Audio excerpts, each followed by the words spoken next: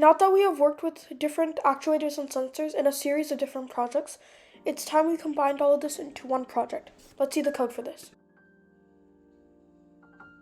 Now let's look at the code that we used to combine all our projects. The first three lines were just simply getting all the libraries we'll need. Next, these are all the 5 pins, since we'll be using 5 buttons. And then these are all the digital pins and analog pins that we use for all the different components. We're also defining pot noise, the potentiometer noise, to be 5. So that way if it slightly shifts a little on its own due to error, it won't change anything.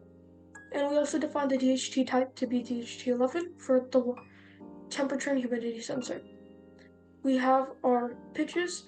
For the piano, we'll be using C to G, but we'll also be needing pitch A when we are using Twinkle Twinkle Little Stars.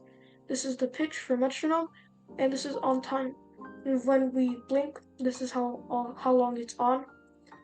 For when we're working with Twinkle Twinkle Little Stars, some notes have different lengths.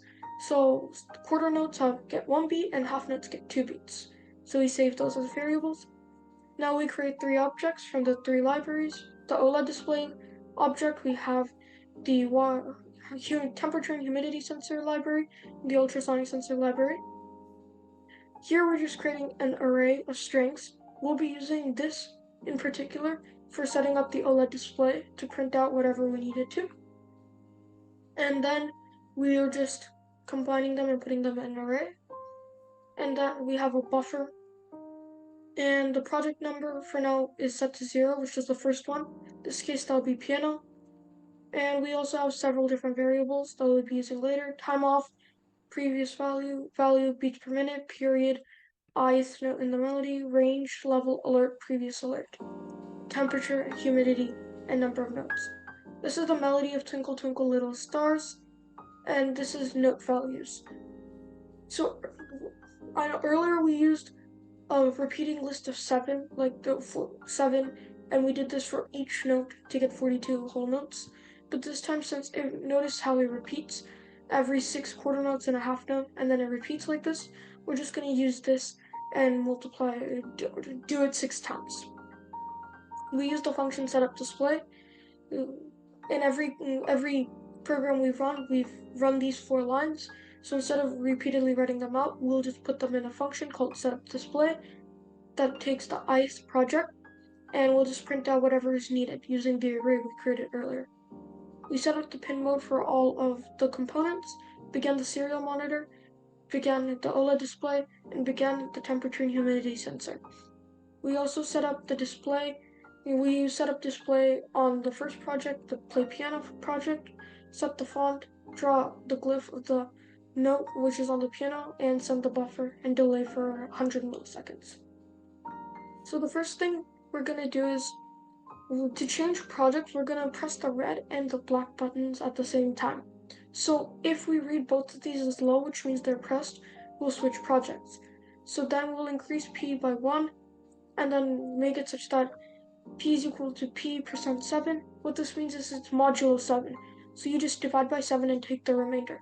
So that way, once we're on project 6, for example, we'll go back to 0 instead of going to 7, even though we don't have a 7th project. We'll print to the serial project and the number, so that way in the serial monitor we can tell which project we're on in case we need to do any debugging. We use setup display and set font, draw glyphs, and buffer, and this is all for the Play Piano, and we're doing this because the first project is Play Piano, so we want to set it up before we get started with the rest. So now we're going to use switch and case. So this way we're going to be switching between projects. So switch is similar to an if statement, except when we use switch, it only checks if P is different, and then it goes through all the different cases.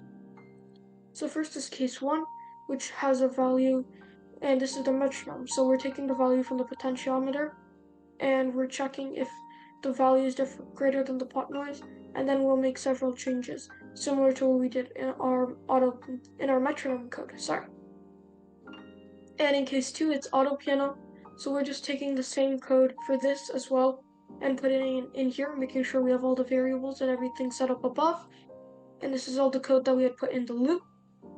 Next is case 3, which is the temperature and humidity sensor. And so we set that up once more like we talked about in the video for temperature and humidity sensor. Next will be rangefinder, followed by collision alert, and then we keep going. And then after that we have the water sensor, and once done with the water sensor, we are done with all of them. But we have default. Default will be the piano. So if we don't find any of those values, we'll just default to the piano. So that means that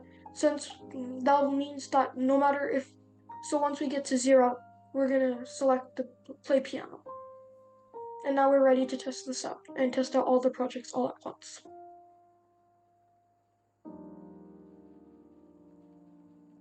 So any second now we should see the OLED display pop up with the first project, which is play piano. And here we see it. So now we can use any of the 5 buttons to play any tune. And now let's change by holding down the red and the black button. And so now we have the metronome, and you can change the metronome tempo. We have auto piano, playing Twinkle Twinkle Little Stars. We have the weather station. We have rangefinder. We have collision alert. We have water overflow. And we are back to play piano.